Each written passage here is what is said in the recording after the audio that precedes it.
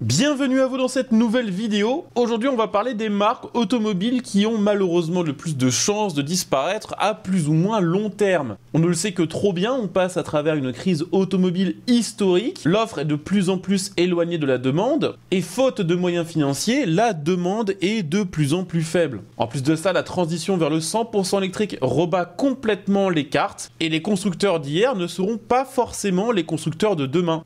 S'il y a bien un point sur lequel la plupart des experts de l'automobile s'accordent, c'est qu'il y a trop de marques, que beaucoup d'entre elles n'ont plus de raison d'exister et que seules les plus solides survivront sur le long terme. Aujourd'hui, on va donc parler de ces marques qui malheureusement risquent le plus de disparaître. On va commencer par celles qui sont en pleine galère mais qui ont encore leur petite carte à jouer pour essayer de se sauver. Et puis on terminera dans une deuxième partie, dans une autre vidéo qui sortira dans quelques jours pour que celle-ci ne soit pas trop longue, par les marques qui semblent déjà condamnées à disparaître très rapidement et qui ne disposent pas vraiment de quoi se relancer, en tout cas à court terme. J'espère évidemment que cette vidéo vous intéressera. Si c'est le cas, je compte sur vous pour le montrer en laissant un petit like, en vous abonnant pour les prochaines vidéos et bien sûr aussi en laissant un petit commentaire pour le référencement, mais aussi bien sûr pour donner votre avis sur les marques qui d'après vous ont le plus de chances de disparaître ou pas.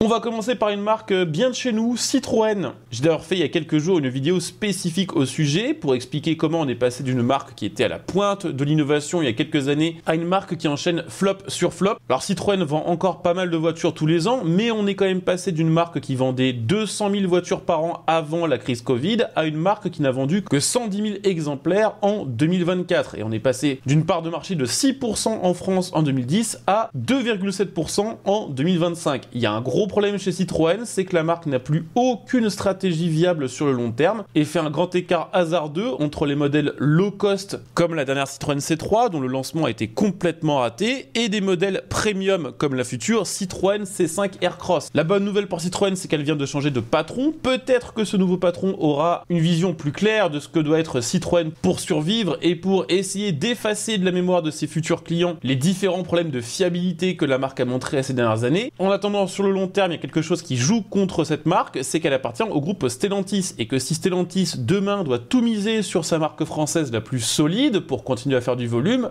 c'est plutôt sur Peugeot qu'elle misera. En attendant, Citroën s'efface de plus en plus année après année et rien ne semble pouvoir endiguer ce phénomène à court terme. On va parler d'une autre marque de Stellantis. Spoiler alert, il y aura beaucoup de marques de Stellantis dans cette vidéo. On va parler de Fiat. Fiat traverse vraiment une crise profonde et durable. Sa part de marché en Europe s'est effondrée à 2,5%, victime d'une gamme squelettique et vieillissante avec des modèles thermiques comme l'ancienne Panda et l'ancienne 500 qui reposent sur des plateformes d'un autre âge, quasiment 20 ans par exemple pour la Fiat 500. En 2024, les ventes mondiales ont chuté de 11%. La marque survit essentiellement grâce au marché brésilien où elle écoule plus de 500 000 véhicules par an, ce qui représente quand même 43% de ses ventes mondiales. Ailleurs, c'est pas incroyable. Aux États-Unis en 2024, Fiat n'a vendu que 1500 voitures sur toute l'année, là où d'autres marques en vendent 1500 par jour. Et puis du côté de l'électrique, Fiat a salement flopé avec la 500 électrique, ce qui l'oblige à sortir une version hybride de ce modèle. Fiat évidemment a encore des cartes à jouer, c'est une grande marque, elle peut compter sur l'arrivée de la grande des Panda qui lui permettront peut-être de respirer un petit peu, mais les retards accumulés sur le lancement de nouveaux modèles et la prudence excessive de Stellantis laissent sceptiques.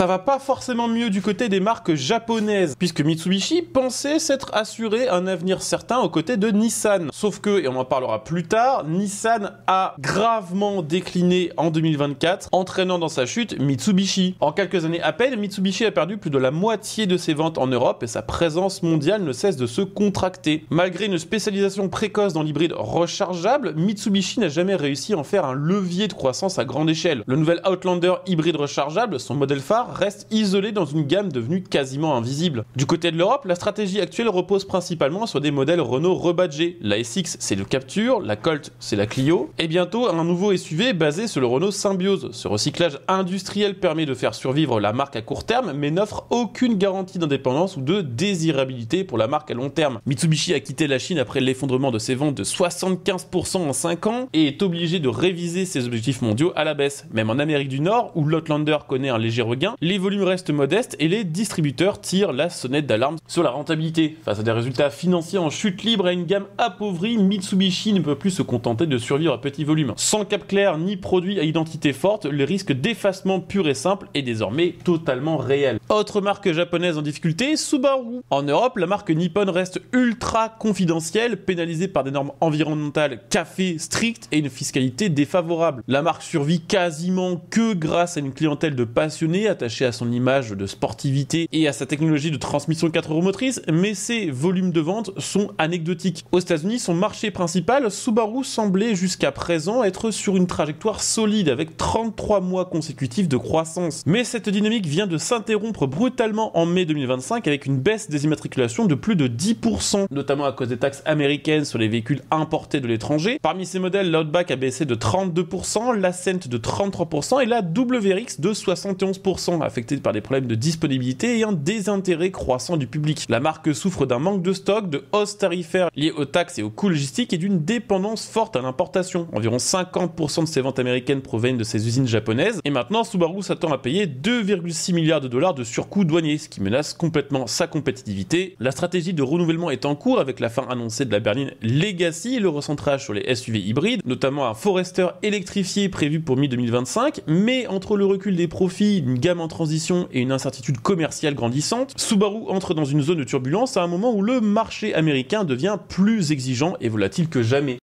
Bon, on retourne chez nos amis de chez Stellantis pour la prochaine marque, Alfa Romeo. La firme au trèfle à 4 feuilles est plus que jamais sur la sellette, avec une part de marché tombée à environ 0,3% en Europe et moins de 9000 véhicules vendus en 2024 aux États-Unis. C'est une chute de 19%. La survie de la marque est en question. Ce constat a poussé John Elkann, ancien président par intérim de Stellantis, à mandater le cabinet McKinsey pour évaluer toutes les options stratégiques, y compris une possible redéfinition du rôle d'Alfa Romeo dans le portefeuille du groupe. Le lancement du Tonal, hybride rechargeable, et du Junior commence à porter ses fruits, avec notamment en Europe une hausse des commandes au premier trimestre 2025 de 29%, mais ce regain reste modeste et fragile, surtout face à des coûts structurels élevés, un réseau de distribution en contraction et une gamme encore très restreinte. À cela s'ajoute une interrogation stratégique majeure, Alfa Romeo est-elle réellement compatible avec l'électrification? Son virage 100% électrique prévu pour 2027 a déjà été tempéré, les futurs Giulia et Stelvio seront finalement proposés en version hybride et même thermique, faute de demande suffisante. Et aux États-Unis, le marché clé pour la marque, la transition électrique inquiète les concessionnaires, déjà fragilisés par la chute des volumes et les hausses tarifaires dues aux droits de douane. Alfa Romeo n'a plus le droit à l'erreur et si elle veut survivre en tant que marque premium sportive à l'identité forte, elle doit prouver rapidement qu'elle peut conjuguer désirabilité, rentabilité et électrification, sans renier son ADN, faute de quoi la question ne sera plus comment redresser Alfa,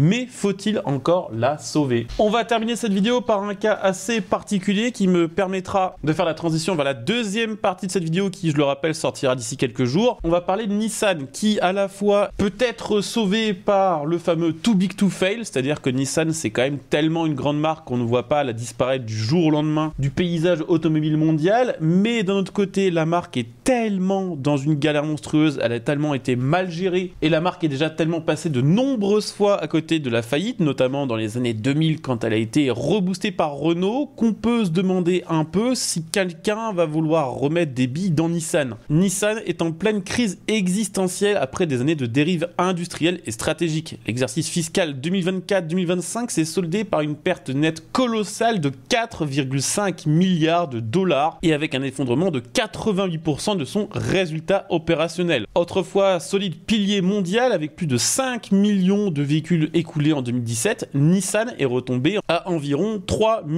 300 000 ventes, soit une chute de 40% en moins de 10 ans. Le marché chinois, longtemps clé pour la marque, s'est retourné avec un recul de 12% en 2024, tandis que l'Europe reste marginale et que l'Amérique du Nord, malgré un léger sursaut, ne suffit plus à compenser les pertes. Face à ce constat, la direction a lancé un plan de restructuration massif. 7 usines vont être fermées, plusieurs plateformes vont être supprimées pour que Nissan puisse réduire les coûts et fabriquer plus de voitures pour moins cher, et 20 000 emplois vont être supprimés supprimés et les ambitions de croissance ont été remplacées par des objectifs de survie à court terme. On rappelle que plusieurs ingénieurs ont été transformés sur des postes dont le but est de trouver les économies que pourrait faire Nissan pour continuer d'exister. Pire, la trésorerie de Nissan serait insuffisante pour assurer les activités de Nissan d'ici 8 à 12 mois. Nissan a beaucoup de problèmes avec sa gamme, par exemple la Leaf qui était censée incarner le visage électrique de Nissan s'est essoufflée, les nouveautés à batterie n'arrivent qu'au compte-gouttes, le plan 100% électrique qui était prévu pour 2030 est déjà revu à la baisse. Nissan paie aujourd'hui le prix de ses hésitations stratégiques et de l'après Carlos Ghosn mal géré et son manque d'agilité face à la concurrence chinoise et coréenne bien plus rapide sur le terrain des véhicules hybridés et électriques. Pour ne rien arranger à la situation, la marque subit également la hausse des droits de douane aux États-Unis où une partie de sa production est encore importée. Ça contraint Nissan à relocaliser la production de certains modèles ou à en réduire la disponibilité avec à la clé un effet négatif sur les marges et la compétitivité de la marque. L'alliance Renault-Nissan-Mitsubishi ne joue plus son rôle de levier et la tentative de rapprochement avec Honda avortée en 2025 illustre l'isolement croissant de la marque. La nomination récente d'un nouveau patron s'accompagne d'un discours lucide mais sans filet. Le redressement ne se fera pas en un an, ce qui est problématique quand on sait qu'elle n'a que 8 à 12 mois de trésorerie et les arbitrages douloureux ne font que commencer. Le redémarrage est attendu pour 2026 mais la pente est très raide. On a fait donc le tour de cette partie 1 des constructeurs qui ont le plus de chances de disparaître. Je rappelle que dans cette partie 1, on parlait des constructeurs qui, malgré leurs difficultés, ont encore une petite chance de s'en sortir d'ici quelques années. Dans la partie 2, on parlera de marques pour qui c'est beaucoup plus compliqué encore. Quoi qu'il en soit, j'espère que cette vidéo vous aura intéressé. Si c'est le cas, je compte sur vous pour le montrer en laissant un like, en vous abonnant